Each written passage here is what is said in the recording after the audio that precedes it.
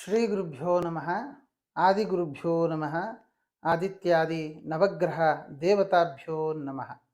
ಅನಾದಿ ನಿಧನೋ ದೇವ ಶಂಖಚಕ್ರ ಗದಾಧರ ಅಕ್ಷಯ್ಯ ಪುಂಡರೀಕಾಕ್ಷ ಪ್ರೇತ ಮೋಕ್ಷ ಪ್ರದೋ ಭವ.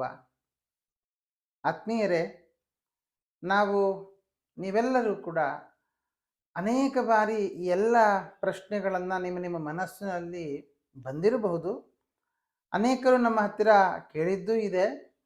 ಹಾಗಾಗಿ ಒಂದು ವಿಶಿಷ್ಟವಾದಂತಹ ಒಂದು ಚಿಂತನೆ, ಜೊತೆಗೆ ನಮ್ಮ ಜೀವನದಲ್ಲಿ ನಾವು ತಿಳ್ಕೊಳ್ಳಲೇಬೇಕಾಗಿರತಕ್ಕಂತಹ ಕೆಲವು ವಿಷಯಗಳು ಜ್ಯೋತಿಷ್ಯ ಶಾಸ್ತ್ರಕ್ಕೆ ಸಂಬಂಧಪಟ್ಟ ಹಾಗೆ. ನಾವು ಇವತ್ತಿನ ದಿವಸ ಯಾವುದೇ ಒಬ್ಬ ಜ್ಯೋತಿಷ್ಕರನ್ನು ಕಾಣಲಿಕ್ಕೆ ಹೋದಾಗ, ನಮ್ಮ ಸಮಸ್ಯೆಗಳನ್ನು ಬಗೆಹರಿಸಿಕೊಳ್ಳೋದಕ್ಕೆ ಅಂತ ಹೋದಾಗ, ಒಂದ ಪಿತೃದೋಷ, ಒಂದ ಪ್ರೇತಬಾಧೆ ಅಥವಾ ಸರ್ಪಬಾಧೆ ಇವುಗಳನ್ನು ಹೆಚ್ಚಾಗಿ ಹೇಳ್ತಾರೆ. ಆದರೆ ಇದರಲ್ಲಿ ಅನೇಕ ವಿಷಯಗಳಿದ್ದಾವೆ. ಅದರಲ್ಲಿ ಒಂದು ವಿಷಯ, ಒಂದು ವಿಶಿಷ್ಟವಾದಂತಹ ಚಿಂತನೆ, ಈ ಪ್ರೇತಬಾಧೆ ಅಂತ ಹೇಳುವಾಗ ನಾವು ಹೇಗೆ ಅದನ್ನು ಅರ್ಥೈಸಿಕೊಳ್ಳಬೇಕು? ನಾವು ಶ್ರಾದ್ದಾದಿಗಳನ್ನು ಮಾಡ್ತಾ ಇರ್ತೇವೆ, ಕೆಲವರು ಮಾಡೋದಿಲ್ಲ. ಹೇಗೆ ಬರುತ್ತೆ, ಯಾವ ಥರ ಬರುತ್ತೆ, ಹಾಗೆ ನಾವು ಪರಿಹಾರ ಏನು ಮಾಡಬೇಕು? ಪ್ರೇತ ದೋಷಕ್ಕೆ ನಾವು ಅನೇಕರು ರಾಮೇಶ್ವರಕ್ಕೆ ಹೋಗಿ ಶ್ರಾದ್ದಾದಿಗಳನ್ನು ಮಾಡಿರ್ತೀರಿ, ಗಯಾಕ್ಕೆ ಹೋಗಿ ಮಾಡಿರ್ತೀರಿ, ಅನೇಕ ತೀರ್ಥಕ್ಷೇತ್ರಗಳಿಗೆ ಹೋದಾಗ ಪಿಂಡ ಪ್ರದಾನಾದಿಗಳನ್ನು ಮಾಡಿರ್ತೀರಿ. ಆದರೆ ಭಾಗವತದ ಒಂದು ಮಾತು ನೆನಪಾಗುತ್ತೆ. ಈ ದುಂದುಕಾರಿ ಗೋಕರ್ಣ ಅಂತ ಅಣ್ಣ ತಮ್ಮಂದಿರು, ದುಂದುಕಾರಿ ಅನೇಕ ಕೆಟ್ಟ ಕೆಲಸಗಳಿಗೆ ತುತ್ತಾಗಿ, ವ್ಯಭಿಚಾರಕ್ಕೆ ತುತ್ತಾಗಿ, ಅದೇ ಸ್ತ್ರೀಯಿಂದಲೇ ಹತನಾದಾಗ ಅಣ್ಣನಾದ ಗೋಕರ್ಣ ಅವನಿಗೆ ಗಯಾಶ್ರಾದ್ದಾದಿಗಳನ್ನು ಮಾಡಿಕೊಂಡು ಬರ್ತಾನೆ. ಬಂದು ಮನೆಯಲ್ಲಿರುವಾಗ ರಾತ್ರಿಯ ಹೊತ್ತಿನಲ್ಲಿ ಕೋಣದ ಆಕಾರ, ಆಡಿನ ಆಕಾರ, ಬೇರೆ ಬೇರೆ ಆಕಾರದಲ್ಲಿ ವಿಚಿತ್ರವಾದ ಸ್ವರದಲ್ಲಿ ಕೂಗುತ್ತಾ ಇರುವಾಗ ಅವನಿಗೆ ಅರ್ಥ ಆಗುತ್ತೆ, ಇದು ಯಾವುದೋ ಪ್ರೇತದ ಬಾಧೆ ಕಾಡ್ತಾ ಇದೆ. ಯಾರು ನೀನು ಅಂತ ಕೇಳಿದಾಗ, ಅಯ್ಯೋ ಯೋಚನೆ ಮಾಡಬೇಡ, ನಾನು ಇನ್ಯಾರೂ ಅಲ್ಲ, ನಾನಿನ್ನ ತಮ್ಮ ದುಂದುಕಾರಿ. ನಿನಗೆ ಶ್ರಾದ್ದ ಮಾಡಿಕೊಂಡು ಬಂದಿದ್ದೇನೆ, ಗಯಾದಲ್ಲಿ ಮಾಡಿದ್ದೇನೆ, ಅದು ನಿನಗೆ ಪ್ರೇತತ್ವ ನಿವೃತ್ತಿ ಆಗಲಿಲ್ವ ಅಂತ ಕೇಳಿದರೆ ಅವನು ಹೇಳ್ತಾನೆ, ನಾನು ಮಾಡಿದ ಪಾಪ 100 ಗಯಾ ಶ್ರಾದ್ದ ಮಾಡಿದರೂ ಪರಿಹಾರ ಆಗೋಲ್ಲ ಅಂತ ಹೇಳ್ತಾನೆ. ಅಂದರೆ ನನ್ನ ಪ್ರಾರಬ್ಧ ಕರ್ಮ ಅಷ್ಟಿರುವಾಗ ಇನ್ನಷ್ಟು ಧರ್ಮ ಕಾರ್ಯವನ್ನು ಮಾಡಬೇಕು. ಹಾಗಾಗಿ ಭಾಗವತ ಪಾರಾಯಣ, ಭಾಗವತ ಉಪದೇಶವನ್ನು, ಭಾಗವತ ಪ್ರವಚನವನ್ನು ಮಾಡು. ಮಾಡಿದಾಗ ಆ ದುಂದುಕಾರಿ ಪ್ರೇತ ನಿವೃತ್ತಿ ಆಗುತ್ತೆ. ಹಾಗಾದರೆ ಪ್ರೇತ ಅಂದರೆ ಏನು ಅಂತಂದರೆ, ಜ್ಯೋತಿಷ ಶಾಸ್ತ್ರಕಾರ ಹೇಳ್ತಾರೆ, ಅಬ್ಧದೀಕ್ಷಾದಿ ಲೋಪೇನ ಪ್ರೇತ ಯಾತ ಪಿಶಾಚತಾಂ ಸ್ವಜನಾನ್ ಬಾಧಮಾನಸ್ತೆ ಚರಂತೀತಿ ಕಲಸ್ಮೃತಿ. ಕುಟುಂಬದಲ್ಲಿ ಅಥವಾ ಸ್ವಜನರಲ್ಲಿ ಮೃತಪಟ್ಟವರಿಗೆ ಸಂವತ್ಸರದಲ್ಲಿ ಮಾಡಲೇಬೇಕಾಗಿರತಕ್ಕಂತಹ ಶ್ರಾದ್ದದ ಲೋಪ ಆದರೆ, ಅಥವಾ ಅವರ ಮರಣದ ನಂತರದಲ್ಲಿ ಉತ್ತರ ಕ್ರಿಯೆಗಳು ಮಾಡುವಾಗ ಆ ಕ್ರಿಯೆಯಲ್ಲಿ ಲೋಪದೋಷಗಳು ಬಂದರೆ, ಪ್ರೇತ ಸಂಸ್ಕಾರದಲ್ಲಿ ವಿಹೀನತೆ ಬಂತು ಅಂತಾದರೆ, ತಿಲತರ್ಪಣಾದಿಗಳನ್ನು ಮಾಡದೇ ಹೋದರೆ, ಮಾಸಿಕವನ್ನು ಮಾಡದೇ ಹೋದರೆ, ಸತ್ತ ವ್ಯಕ್ತಿ ಪ್ರೇತಗಳಾಗಿ ಪಿಶಾಚತ್ವವನ್ನು ಹೊಂದಿ ಸ್ವಜನರನ್ನು ಪೀಡಿಸ್ತಾ ಬರ್ತಾರೆ, ತಿರುಗುತ್ತಾ ಇರ್ತಾರೆ, ಪೀಡಿಸ್ತಾ ಇರ್ತಾರೆ ಅನ್ನೋದು ಮಾತು. ಹಾಗಾಗಿ ನಾವು ಎಲ್ಲಿ ಲೋಪ ಮಾಡಿದ್ದೇವೆ ಅಂತ ಅರ್ಥ ಆಗೋಲ್ಲ. ಪುರೋಹಿತರು ಹೇಳಿದರೂ ನಾವು ಮಾಡಿಬಿಡ್ತೇವೆ. ಅದು ಯಾವುದು ಸರಿ, ಯಾವುದು ತಪ್ಪು ಅನ್ನುವಂಥ ಮಾಹಿತಿಯೂ ನಮಗಿರೋಲ್ಲ.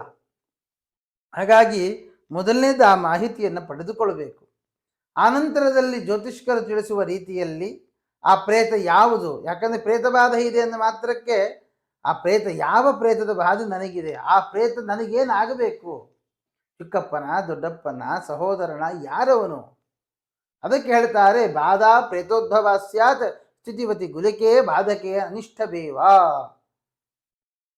ಆ ಪ್ರೇತ ಬಾಧೆಯನ್ನು ಚಿಂತನೆ ಮಾಡುವಂತಹ ಅನೇಕ ಚಿಂತನೆಗಳಿದ್ದಾವೆ. ಅದರಲ್ಲಿ ಆ ಮಾಂದಿ ಜೊತೆಗೆ ಕುಜನ ಯೋಗ ಇದ್ದಾಗ ಸಹೋದರ ಪ್ರೇತ ಅಂತ ಹೇಳಬೇಕು. ಒಂದೊಂದು ಕಡೆಯಲ್ಲಿ ಕ್ಷೇತ್ರಗಳಲ್ಲಿ ಬಂದಾಗಲೂ ವ್ಯತ್ಯಾಸ ಆಗತ್ತೆ. ಅದು ನಿಮ್ಮ ಜಾತಕವನ್ನು, ಆರೂಢ ಪ್ರಶ್ನೆಯನ್ನು ನೋಡಿಕೊಂಡು ನಿಮ್ಮ ಆತ್ಮೀಯ ಜ್ಯೋತಿಷ್ಕರನ್ನು ಸಂಪರ್ಕ ಮಾಡಿಕೊಂಡು ಅದನ್ನು ಚಿಂತನೆ ಮಾಡಬಹುದು.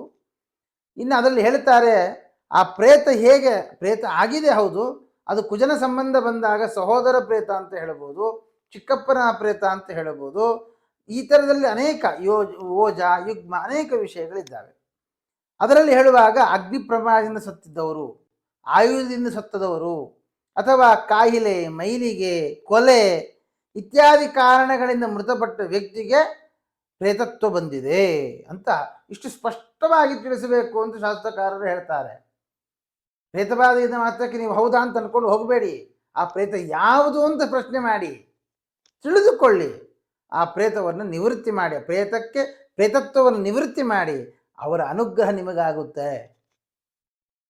ಮದುವೆ ಆಗದವರಿಗೆ ಮದುವೆ ಆಗುತ್ತೆ, ಮಕ್ಕಳಾಗದವರಿಗೆ ಮಕ್ಕಳಾಗತ್ತೆ, ಮನೆ ಆಗದವರಿಗೆ ಮನೆ ಆಗುತ್ತೆ. ಪ್ರೇತತ್ವವನ್ನು ನಿವೃತ್ತಿ ಮಾಡಿದರೆ ಪಿತೃ ಋಣವನ್ನು ತೀರಿಸಿಕೊಳ್ತೀರಿ.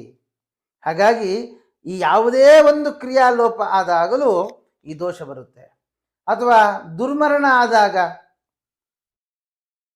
ಸರ್ಪ ಕಚ್ಚಿ ಸತ್ರೂ ಪ್ರೇತವಾಗ್ತಾರೆ, ಅಥವಾ ನದಿ, ಸರೋವರ, ಬಾವಿಯಲ್ಲಿ ಬಿದ್ದು ಮರಣ ಹೊಂದಿದರೂ ಅವರಿಗೆ ಪ್ರೇತತ್ವ ಬರುತ್ತೆ. ಹೀಗೆ ಅನೇಕ ಲಕ್ಷಣಗಳು ಹೇಳ್ತಾರೆ. ಅಲ್ಲಿ ಹೇಳ್ತಾರೆ ಓಜರಾಶಿ ಸಂಬಂಧ ಬಂತು ಅಂತಾದರೆ ಪುರುಷ ಪ್ರೇತ, ಯುಗ್ಮರಾಶಿಯ ಸಂಬಂಧ ಬಂತು ಅಂತಾದರೆ ಸ್ತ್ರೀ ಪ್ರೇತ.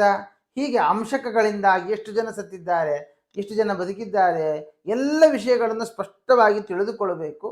ತಿಳಿದುಕೊಂಡು ಅವರಿಗೂ ನಮಗೂ ಸಂಬಂಧ ಏನು, ಆ ಸಂಬಂಧವನ್ನು ತಿಳಿದುಕೊಂಡು ಆ ಪ್ರೇತದ ವಯಸ್ಸು ಎಷ್ಟು ಅಂತ ಹೇಳ್ತಾರೆ. ಎಷ್ಟು ಸ್ಪಷ್ಟತೆ ಅಲ್ವಾ. ಪ್ರೇತಸ್ಯ ಭಾರತ ವಾಚ ಮಾಂದು ರಾಷ್ಟ್ರಾದಿ ಸಂಸ್ಥಿತಿ ರಾಷ್ಟ್ರಂತಸ್ಥೆ ಜರನ್ನೇವ ಮಧ್ಯಸ್ಥೆ ವಯೋಹ್ಯತಾಂ. ಅದು ಬಾಲಪ್ರೇತವ, ವೃದ್ಧ ಪ್ರೇತವ, ಅಥವಾ ವಯಸ್ಸಿನಲ್ಲಿರುವಂತಹ ಪ್ರೇತವ, ಯಾವ ರೀತಿಯಾದ ಬಾಧೆ ಆ ಪ್ರೇತದಿಂದ ನಮಗಿದೆ, ಇದೆಲ್ಲವನ್ನು ಕೂಡ ಸರಿಯಾಗಿ ಚಿಂತನೆ ಮಾಡಬೇಕು. ಜೊತೆಗೆ ಆ ಪ್ರೇತದ ಜಾತಿಯನ್ನು ಚಿಂತನೆ ಮಾಡಬೇಕು. ಕ್ಷತ್ರಿಯನ, ಶೂದ್ರನ, ವೈಶ್ಯನ, ವರ್ಣ ಅಲ್ಲ, ಜಾತಿಯನ್ನು ಚಿಂತನೆ ಮಾಡಬೇಕು. ಹೀಗೆ ಅದನ್ನೆಲ್ಲವನ್ನು ಕೂಡ ಮಾಡಿಕೊಂಡಾಗ ಆ ಪ್ರೇತದಿಂದಾಗಿ ನಮಗೆ ಬರತಕ್ಕಂಥ ತೊಂದರೆ ಏನು ಅಂತ ಗೊತ್ತಾಗುತ್ತೆ. ಕೋಪ ಪ್ರೇತಸ್ಯ ಕುರ್ಯಾತ್ ತನಯ ವಿಹನನಂ ಚಾಮಯ ದೀನನರ್ಥಾಂ. ಏನಾಗುತ್ತೆ?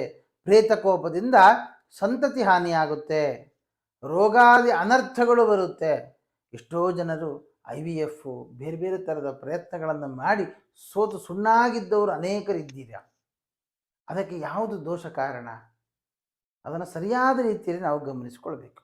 ಯಾಕಂದರೆ ಡಾಕ್ಟರ್ಗಳು ಕೊಡುವಂತಹ ಮೆಡಿಸಿನ್ಸು ಸರಿಯಾಗಿಯೇ ಕೊಡ್ತಿರ್ತಾರೆ, ನಾವು ಸರಿಯಾಗಿ ತಗೊಳ್ತಾ ಇರ್ತೇವೆ, ಆದರೂ ಸಕ್ಸಸ್ ಆಗೋಲ್ಲ. ಹಾಗಾದ್ರೆ ಅದಕ್ಕೊಂದು ಬೇರೆ ಕಾರಣ ಇದೆ ಅಂತ ಅರ್ಥ ಅಲ್ವಾ?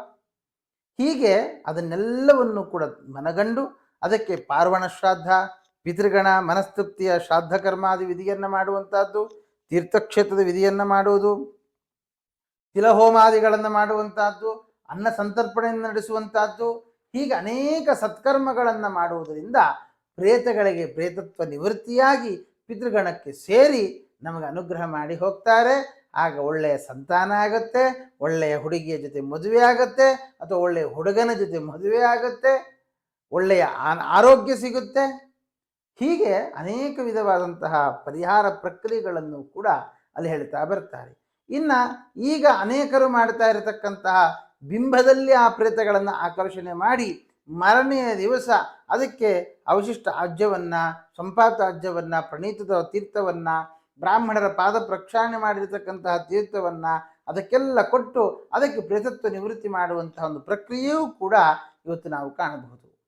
ಹೀಗೆ ಅನೇಕ ವಿಧವಾದಂತಹ ಪ್ರೇತದ ಬಾಧೆಯನ್ನು ಚಿಂತನೆ ಮಾಡುವ ಕ್ರಮ, ಅದನ್ನು ನಾವು ತಿಳಿದುಕೊಂಡಾಗ ಆ ಪ್ರೇತಕ್ಕೂ ನಮಗೂ ಏನು ಸಂಬಂಧ, ಏನು ರಿಲೇಷನ್ಶಿಪ್ ಇದೆ, ಯಾಕೆ ನಮಗೇ ಆ ಸಮಸ್ಯೆ ಇದೆ.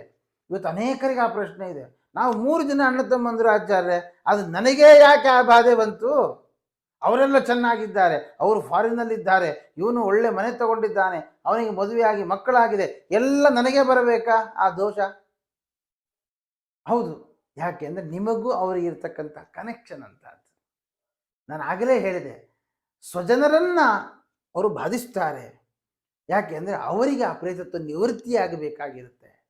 ಆದ್ದರಿಂದ ಈ ಸಮಸ್ಯೆಗಳನ್ನು ಕಂಡು ಹಿಡಿದು ಸಂಬಂಧಗಳನ್ನು ತಿಳಿದುಕೊಂಡು ಅದಕ್ಕೆ ತಕ್ಕ ಪರಿಹಾರಗಳನ್ನು ನಾವು ಮಾಡಿಕೊಂಡಿವು ಅಂತ ಆದರೆ ಆ ಪ್ರೇತದ ದೋಷ, ಪ್ರೇತದಿಂದಾಗಿ ಬರತಕ್ಕಂತಹ ಬಾಧೆಗಳು ಅದೆಲ್ಲವೂ ಕೂಡ ನಿವೃತ್ತಿಯಾಗಿ ಸುಖವಾದ ಸಂತೋಷವಾದ ಜೀವನವನ್ನು ನಾವು ಸಾಗಿಸಿಕೊಳ್ಳಬಹುದು.